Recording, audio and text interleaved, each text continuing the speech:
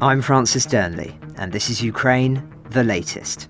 Today, we assess what some are calling a breakthrough in talks between Europe, Ukraine, and the United States, after reports that Washington is offering Kyiv security guarantees equivalent to NATO's Article 5.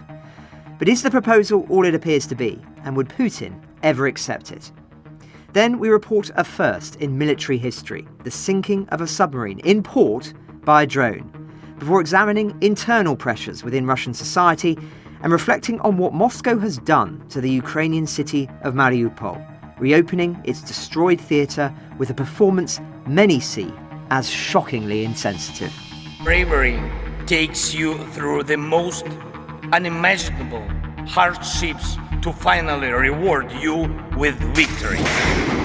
Russia does not want peace. Mit unserer Hilfe für die Ukraine auch unsere Freiheit und unsere europäischen Werte. If I'm president, I will have that war settled in one day, 24 hours. We are with you, not just today or tomorrow, but for 100 years. Nous ne pouvons pas, comme Européens, laisser gagner la Russie en Ukraine. Nobody's going to break us.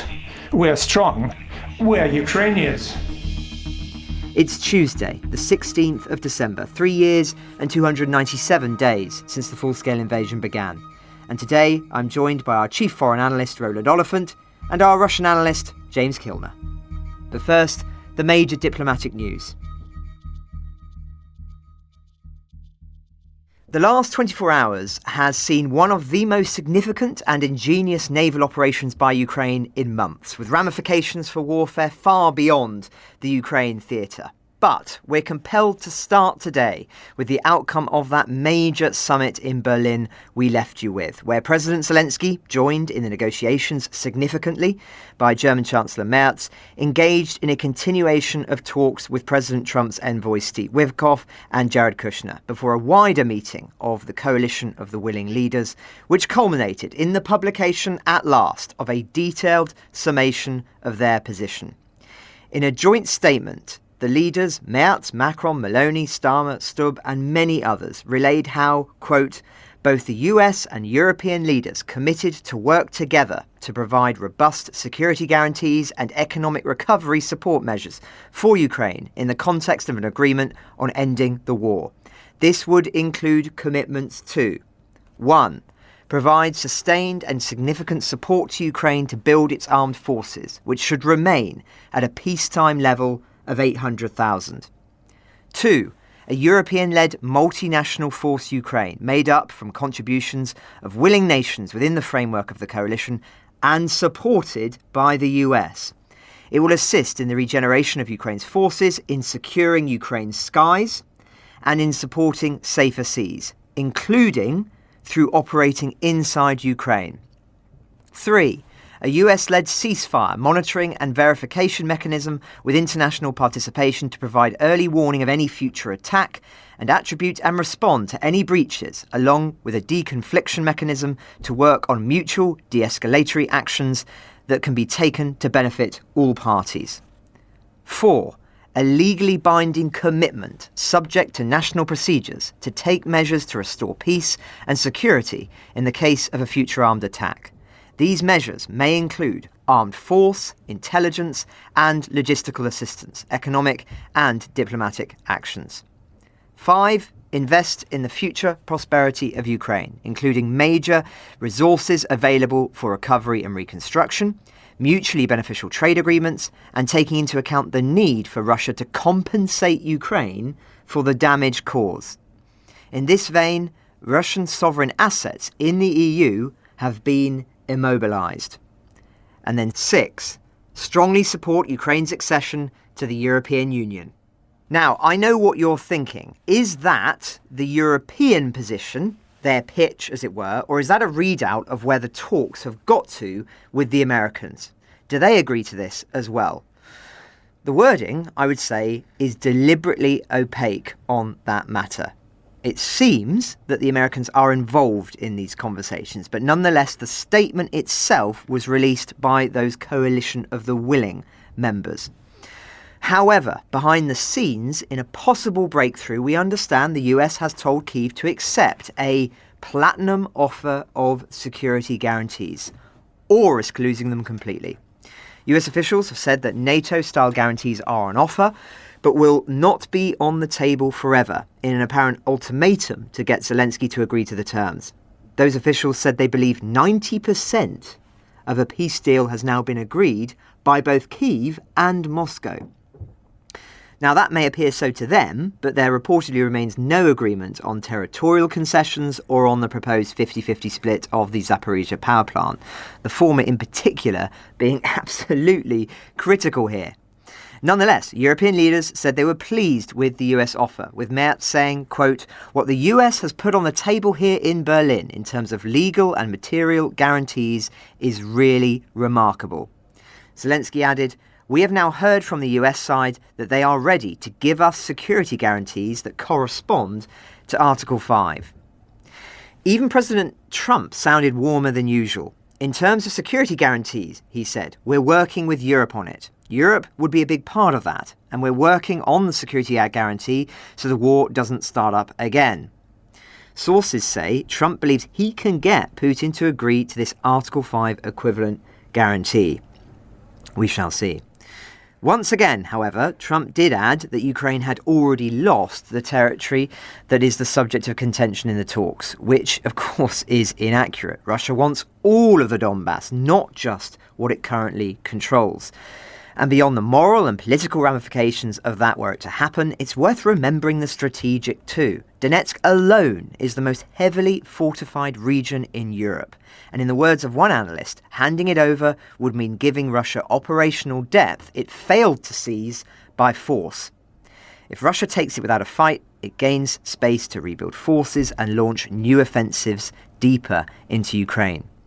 And as we've already discussed, Ukraine has ruled out legally or practically recognising Donbass as Russian. And it seems the US is proposing some kind of free economic zone not controlled by either side. Russia still wants Donbass, but Ukraine won't cede it, Zelensky said. The US has floated a free economic zone compromise. But free doesn't mean under Russian control, he added. Talks on territory continue, and there is no consensus yet. Kyiv, we understand, is apparently also demanding that any deal must require US Senate approval to ensure its pledges are not scrapped by a future US president. A fair request, though it's worth bearing in mind, as we've touched on before, that what the US is currently proposing would already void dozens of laws and legal treaties it's signed up to, yet ploughs on regardless. Several of you have written in about Section 257 of the Countering America's Adversaries Through Sanctions Act of 2017, which Trump himself signed into US law and explicitly says the US will never recognise the separation of any Ukrainian territory through military force. It passed the House 419 votes to 3 and the Senate 98 votes to 2. Now, while that is a statement of policy and therefore is much harder for a US president to dismiss, there are reportedly ways in which it can be done, whether by waivers or loopholes. Though it does underscore, I think, that Congress still has the power to influence whatever deal the Trump administration puts on the table, if indeed we get to that point. The billion-ruble question, however, is whether Moscow really is, as the White House evidently believes, open to a peace deal built on these parameters. All the components for the Kremlin to easily reject this plan are there. Boots on the ground, Article 5 style security guarantees, the 800,000 Ukrainian troops permitted. So let's bring in Roland here. Roland, very simply, do you think Russia could accept this? Now you're asking. No.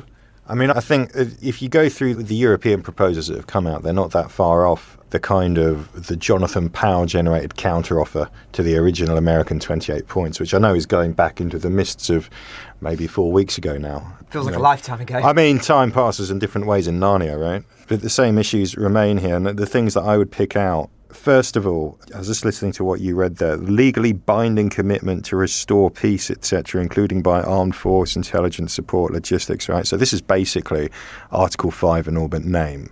Now, Russia's kind of objection to Ukraine joining NATO, I don't think is to do with the 4 letters NATO and having an emblem or something like that, right? It's because it's a collective defense organization.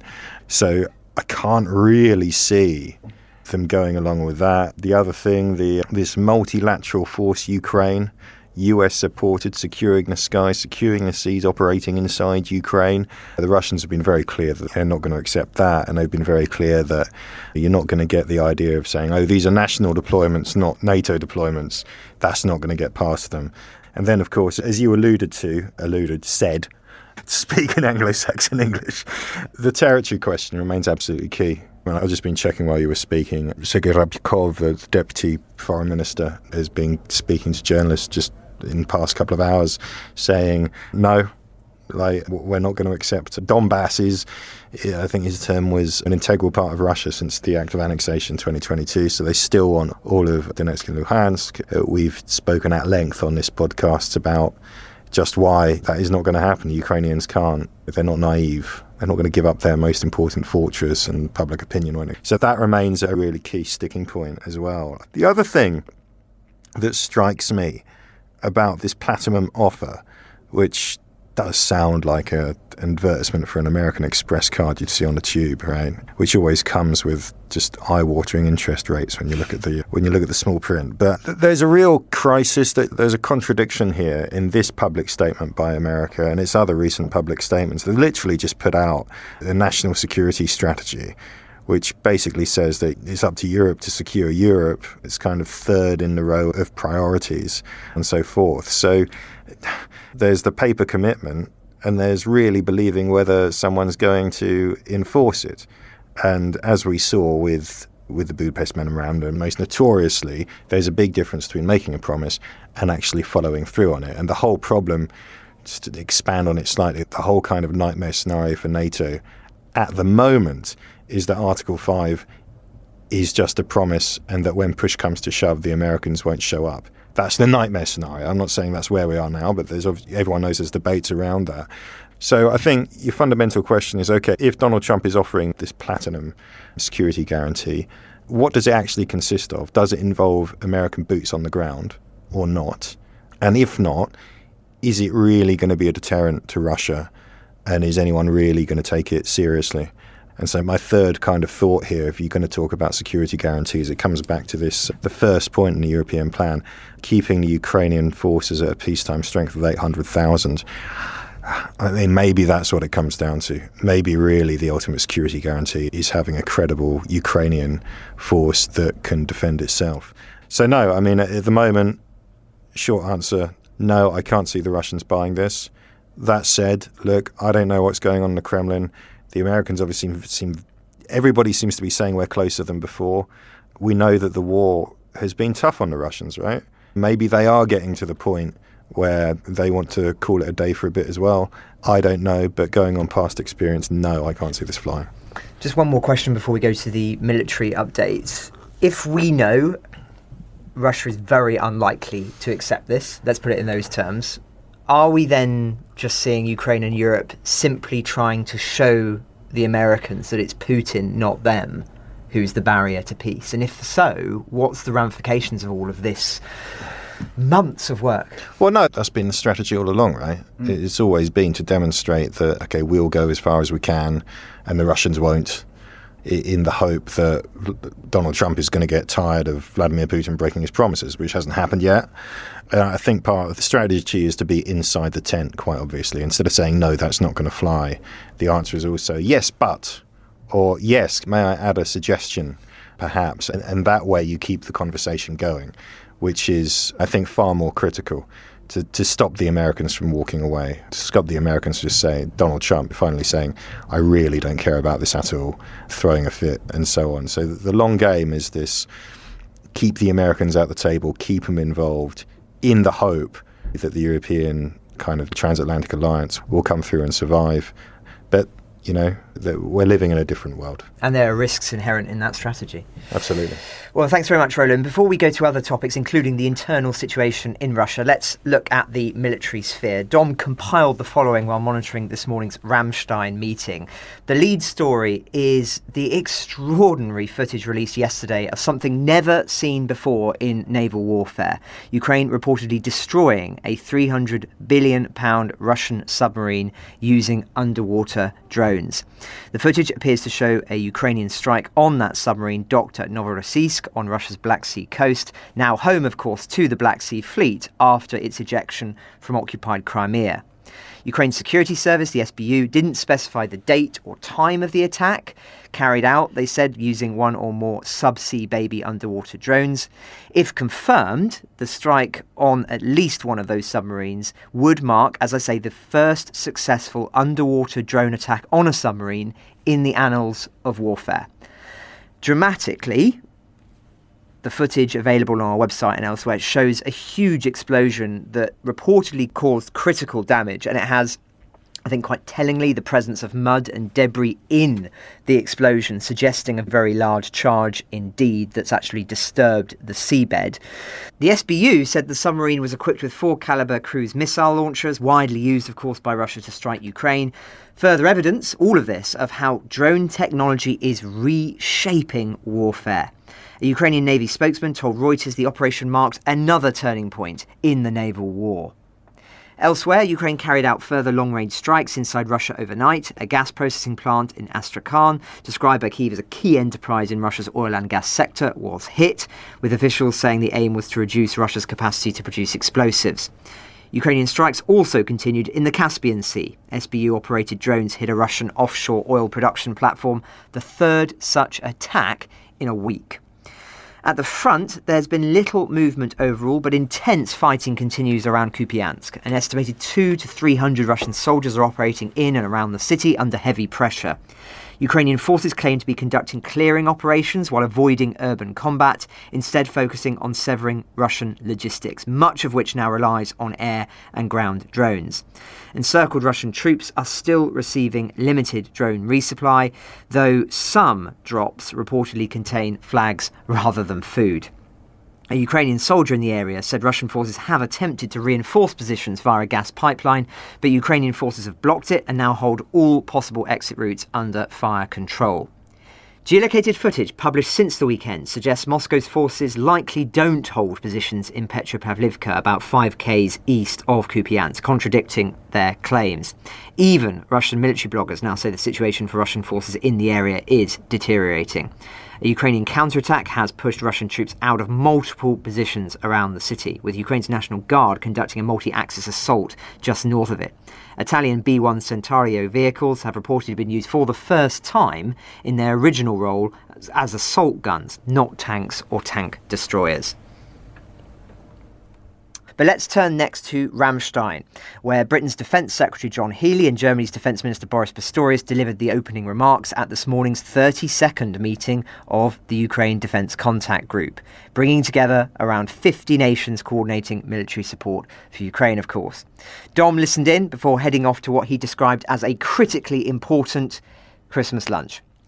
Opening the meeting, Defence Minister Pistorius said, "Yesterday in Berlin, we achieved a common sense of purpose between Europe, Ukraine and the US regarding peace negotiations and security guarantees for Ukraine. Now it is on us to maintain this unity and turn it into pressure on Russia to bring them to the negotiating table."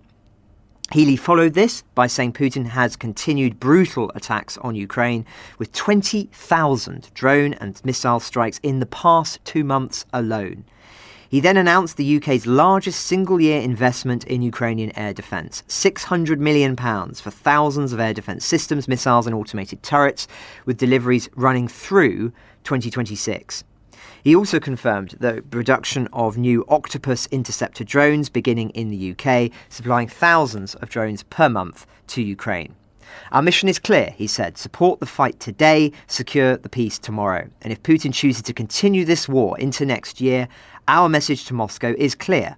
We will only grow stronger, more united, and put even more kit into the hands of Ukrainian fighters during next year." Now, Ukraine's defence minister, also present alongside Alexander Syrsky, their commander, reaffirmed the need for $60 billion in external funding for 2026. Without naming it directly, he referenced Estonia's proposal that European allies contribute 0.25% of GDP, saying Ukraine's total defence requirement next year is $120 billion, half of which Ukraine can fund itself. The remaining $60 billion, he said, must come from partners through fair and transparent contributions sufficient to ensure Kyiv's resilience. Now, just finally, some details of the UK's air defence pledge. According to the Ministry of Defence, 5 Raven air defence systems announced this summer will now be delivered, providing frontline units with rapid response protection against low-flying threats. The first Gravehawk systems, announced in January and now being handed over, will bolster Ukraine's ability to defend critical infrastructure. So Britain is worried and ramping up, in essence. Roland, before I go to James on The View Inside Russia, just off the back of those pledges by Britain, wanted to ask you briefly for your thoughts on the nature of the Russian threat, really, and the shifting conversations taking place in Europe and Britain about the increasing danger. Are they right to be worried? Well, yeah, I mean, it was yesterday we had the new head of MI6 and so the chief of defence staff, Air Marshal, talking about threat from Russia, and I picked out kind of 2 elements there. One that really struck me was the new C. She said something about kind of, there was intelligence gathering, but she used a phrase along the lines of, was it effects-based operations? And she referenced going SOE. So the suggestion being that the MI6 is now up to kind of skullduggerous covert actions, not just intelligence gathering against the Russians, which suggests to us it's quite a remarkable kind of maybe not remarkable given the state of where the world is really. Maybe we shouldn't be that surprised by it, but the shadow war, as we've come to call it, is definitely being fought. And then this remark from the head of the armed forces that Britain's sons and daughters have to be ready to fight and die, or words to that effect. I've noticed this caused a bit of pushback, really, especially on social media, with people saying, well, the Russian army was unable to take Kyiv in 3 days and is still stuck in Donbass. How are they going to invade the UK? But, I mean, it's obviously not really a question about Russian troops landing in East Anglia. And we'd give them a fight for their money I as a bet proud you Norfolk would. man. I mean, I'd tell them not to. Do you know what I mean? Like, I knew a guy, my brother, when he was at university, who lived in a very rough part of Norwich. Where I was born. Well, there you are, you see. And I remember going across the road to the pub where there's this really terrifying barman, proper big bloke. And he said, do you ever go to King's Lynn? And I was like, no, I've never been to King's Lynn. He goes, right, if you have any trouble in King's Lynn, you just let me know. Yeah, everyone in King's Lynn is my cousin. Sounds like Norfolk. So there you go. Yeah, sorry about that. Yeah. Look, no, I mean, I think that there's this weird kind of disconnect between the moment of history we are in, which is one where the old certainties of peace and so on have been shed. And I suppose people who live and work in this sphere and on this subject have been aware of this for quite a long time. And now there's apparent attempt by the armed forces, by the intelligence chiefs, by the government to try to communicate this to the general public. I don't think that's an unreasonable thing to tell people about. I think we are in a state. I think there are definitely circumstances in which, Britain could find itself at war on a continent again, as it has throughout history, in defence of our national interests. But I do find it interesting perhaps the clumsiness with which this has been. They've gone about communicating that message. Francis. Well, thanks very much, Roland. Let's hear James Kilner's take on all of this, who's been looking at the stories inside Russia the past few days. James, welcome back as ever. First of all, very keen to hear the reaction in Russia's propaganda to the latest European peace plan I was talking about at the start. What are they saying? The view from Russia on the Ukrainian-US peace plan is derisory. They are overwhelmingly negative. We keep coming back to the same point, Francis. The various Kremlin newspaper and propaganda outlets, they have kept the same line all through the summer, and they're very much telling ordinary Russians that the only way this war can be finished, peace can be reigned again in Ukraine, is if a deal is really done between the US and Russia. They see the European and the Ukrainians as total sideshow and, frankly, a waste of time. Various headlines from the various Moscow-based tabloids called it literally a waste of time, beating a dead horse, blaming the EU for not being interested in peace at all, etc., etc. There's a quote here from Rossiyskaya Gazeta, that's the state newspaper, literally state newspaper, which literally says, on the one side of the conflict is Ukraine and the Europeans, and on the other side, the sensible side, are the Russians and the US. And it blames the Ukrainian and European sides for making every effort to prevent agreement from being reached quickly in Ukraine. We had Peskov being quoted. Peskov is the Kremlin spokesman. Peskov being quoted at length this morning across the Russian media, saying that once again, Putin is the peacemaker. He's the one who wants permanent peace.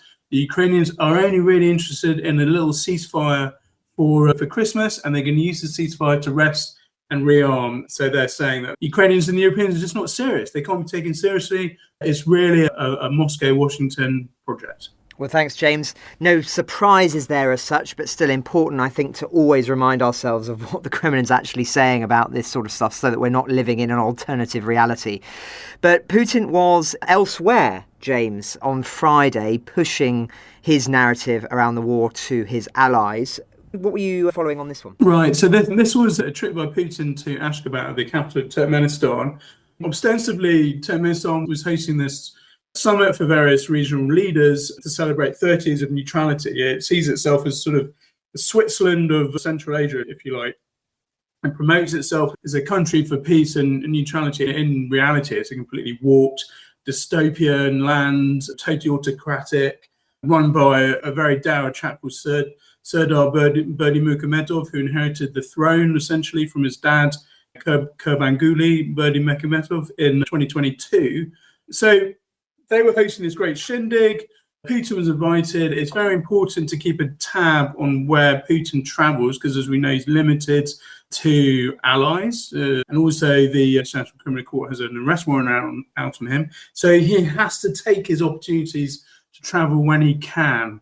Central Asia is safe ground for him, former Soviet Central Asia. So he was in Ashgabat, and he basically uses, as he generally does, to meet with other allied leaders and to push his war in Ukraine. So here we had a peace summit, essentially, a neutrality, a celebration of Turkmenistan's neutrality, being used by the Kremlin, used by Putin to push its war in Ukraine. The two main leaders those leaders from Central Asia, Georgia, Pakistan, etc., but the two main leaders that Putin met with were Erdogan, the president of Turkey, and Pezeshkian, the president of Iran. Two important allies for Putin in different ways.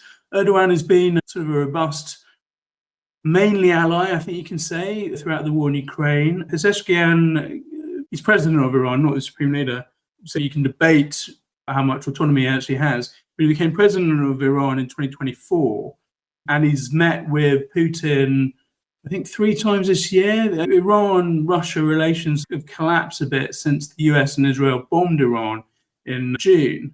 The Kremlin signed a comprehensive strategy agreement, or whatever it's called, in about January with Iran. But when the push came to shove, it didn't support Iran when the US and Israel bombed it. Iran, as all your listeners know, has been very important for missile and drone supplies to Russia throughout the war. So Turkmenistan was really able to provide a safe meeting ground for Putin to meet with Erdogan and Pezeshkian. So all the optics were there. All these leaders, they laid wreaths to this great neutrality monument in the suburbs of Ashgabat, 75-meter, 3-legged arch thing with a golden statue of a former Turkmen leader wearing a suit and a billowing cloak. All very odd. So an odd trip for Putin, but an important trip for Putin. Thanks very much, James. Well, let's turn to the perennial subject then, and that is the economic situation in Russia at the moment. And I know you monitor very carefully the Russian media landscape for signs and signals of any unrest or issues that they might be having in that department. What have you seen over the last week or so? Yeah, a few little blips on my economic screen popping up. We have a Russian MP saying that Russian agricultural students should, like doctors, be forced to work for 5 years on farms or once they've graduated. Otherwise, they get their degree ripped away from them. This is like doctors again to plug shortfalls in labour. In Russia, we know that they're suffering a lot. But labour shortages because of the war in Ukraine has dragged a lot of men into the war for great salaries, etc. So this is an easy and apparently cheap way of boosting labour supplies on farms. We also have this perennial sort of issue about lift repairs in Russia. I've written about this for the newspaper as well a few years ago. There are lots of tall apartment blocks in Russia where hundreds of people live, hundreds of thousands of people across the country live, and basically these lifts should be replaced every 25 years. Not being replaced currently because there's just not enough money to do it. So that's been reported in Kommersant, one of the Russian newspapers. We've also had taxi drivers going on strike. They claim they're not getting paid enough money. And then another think tank is claiming that 2/3 of Russia's GDP growth in the last year has literally been linked to bomb and tank production. It really highlights the problems that the civilian economy has in Russia. And we know there's a VAT rise coming in on January 1, which is causing lots of consternation, expecting inflation increase, problems with the ruble, and obviously great big threats of recession, etc. In fact, there was a parliamentarian rarely speaking out on Russian media saying next year there'll be zero growth. I think it's being optimistic. Well, thanks very much, James. And I know also as part of that reporting, you also keep an eye out on any signs of civil unrest or protest, and something in Siberia caught your eye. Right, so this is in a little town called Tomsk in Siberia. I've actually been there a few years ago, and this was a protest around the banning at the beginning of the month by the Kremlin of a children's gaming platform called Roblox. I've not heard of it before, but apparently this is a wide phenomenon where children can log in and build their world through Roblox. And this has been banned by the Kremlin, apparently because it spreads LGBT plus propaganda. We know the Kremlin is very down on this sort of thing, has introduced various laws over the last few years. This is part of the culture propaganda war that it's got going on against the West. It's setting Russia up as a sort of a traditionalist bastion against this soft and supine West. And it's banned this gaming platform called Roblox, which apparently triggered a small unofficial protest in Tomsk.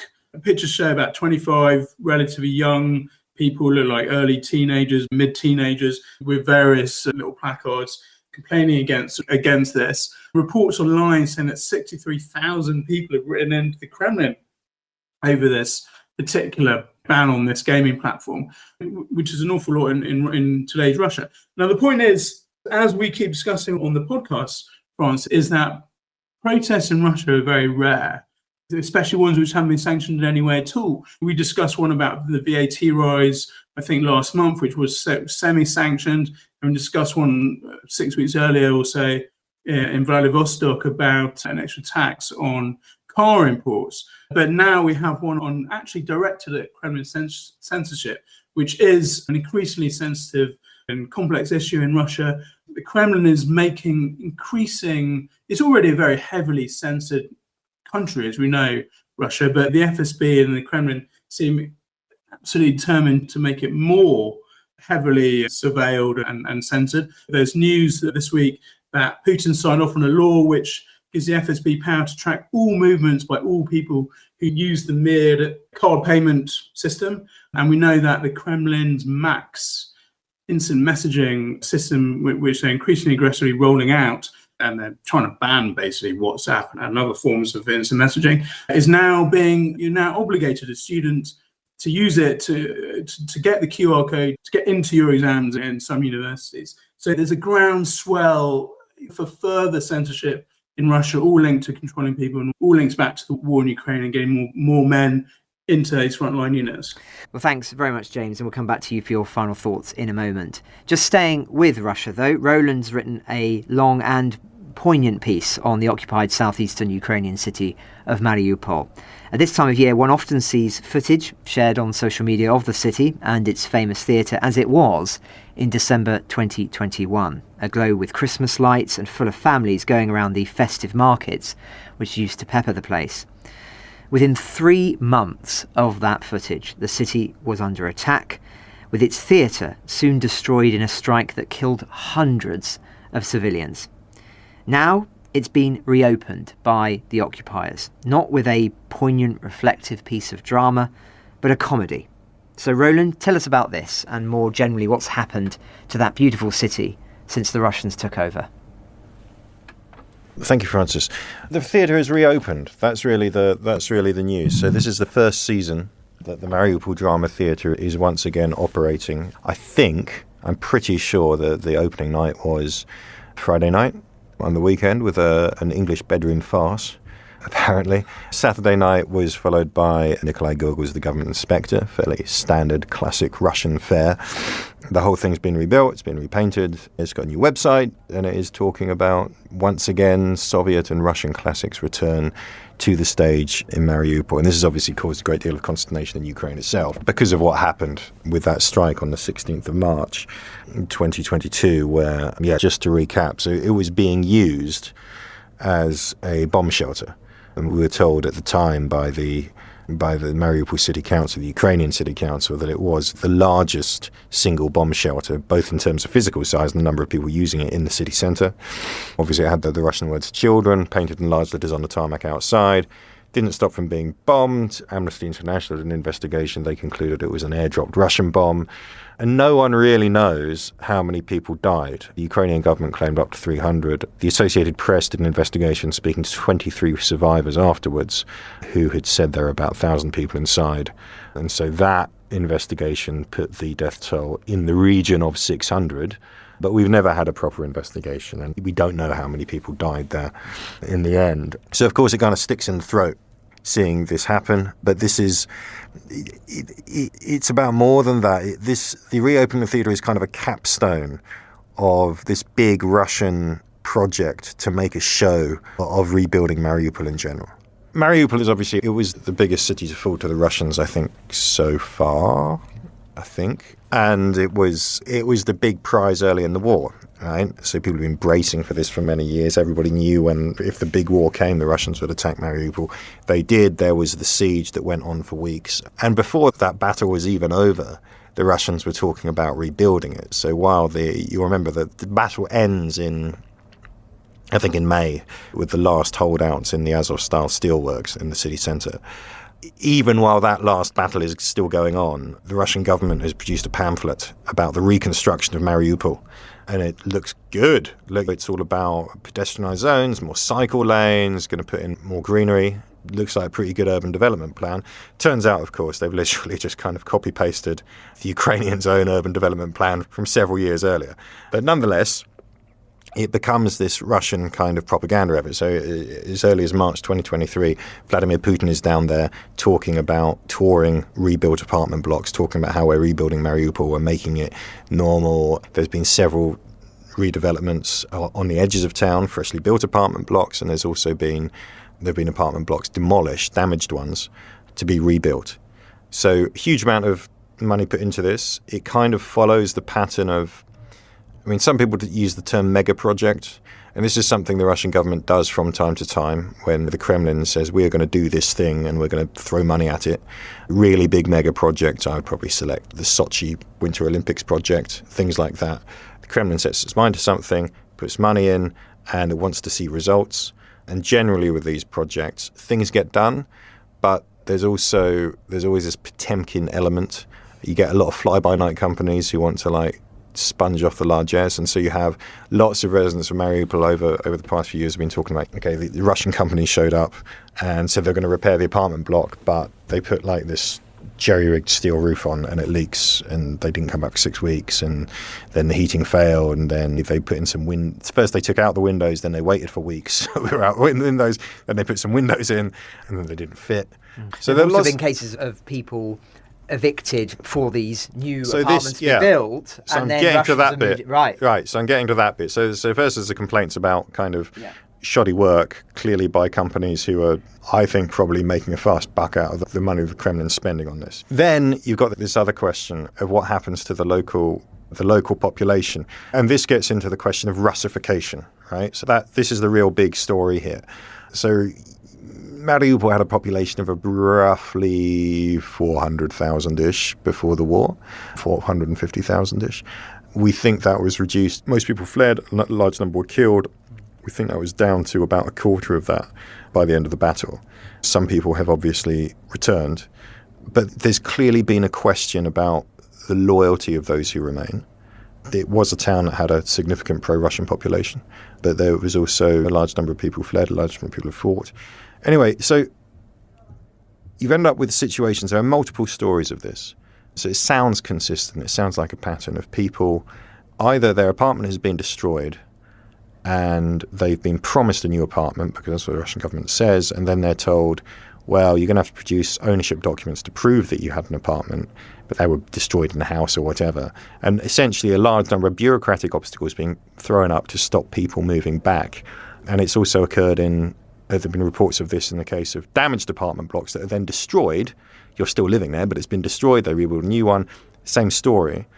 Bellingcat did a very good investigation about this, about several of the new developments in Mariupol, of which I think there are about 14 different complexes. Some of them look quite nice. Some of them are quite brand new apartment blocks with parking, with a playground, all of that.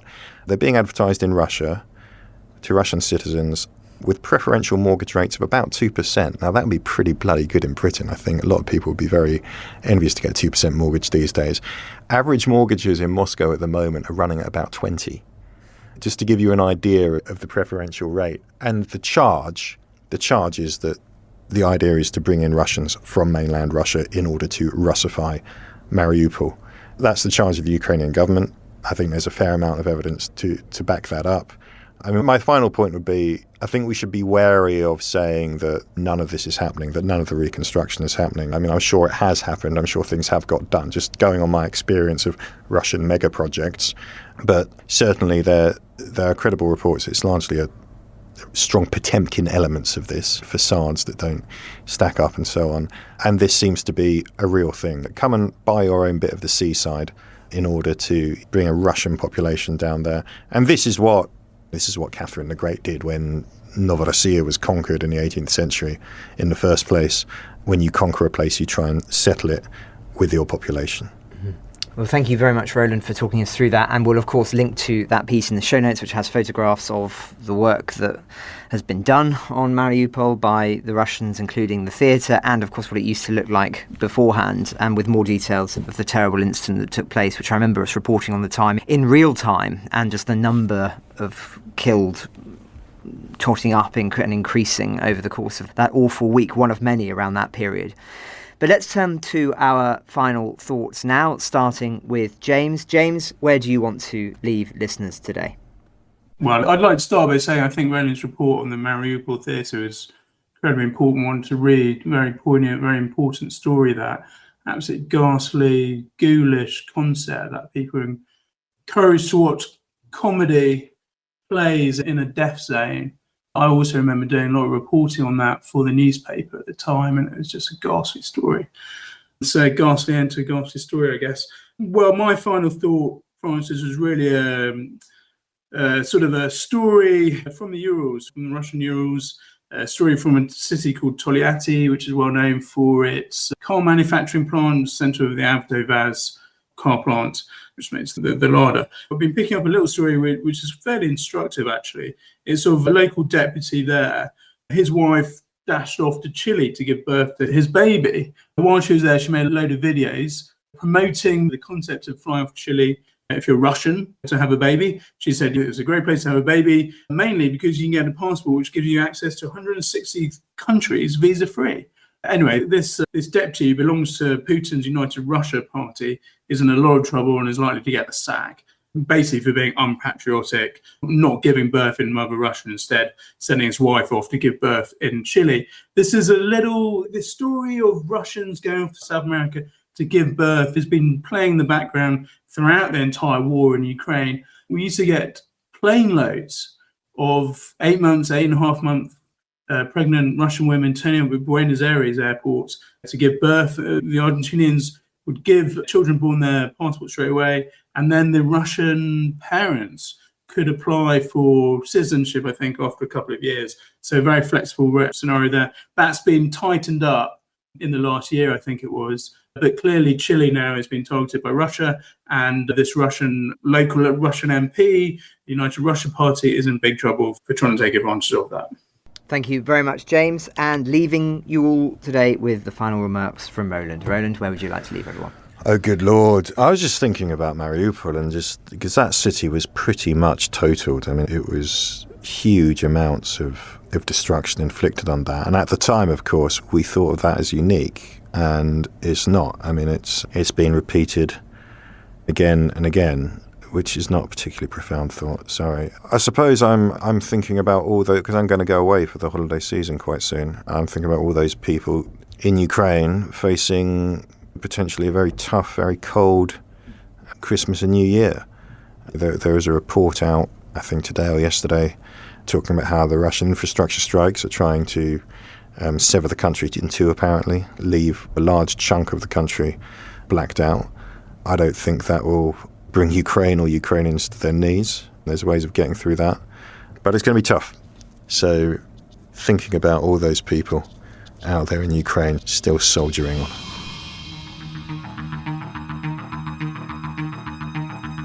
Ukraine the Latest is an original podcast from The Telegraph, created by David Knowles. To support our work and stay on top of all of our Ukraine news, analysis and dispatches from the ground, please subscribe to The Telegraph. You can get 1 month free, then 2 months for just £1 at www.telegraph.co.uk/Ukraine the Latest. Deploying cutting-edge technology, we also release Ukrainian and Russian versions of this podcast. These translations retain our voices and delivery so that it can reach listeners in every region of Ukraine and those parts of Eastern Europe where Russian is still widely spoken. Links to those can be found in the podcast description to this episode. You can also now sign up to the new Ukraine the Latest weekly newsletter. Each week, Dom Nichols and I answer your questions, provide recommended reading, and give exclusive analysis and behind-the-scenes insights, plus maps of the front lines and diagrams of weapons to complement our daily reporting.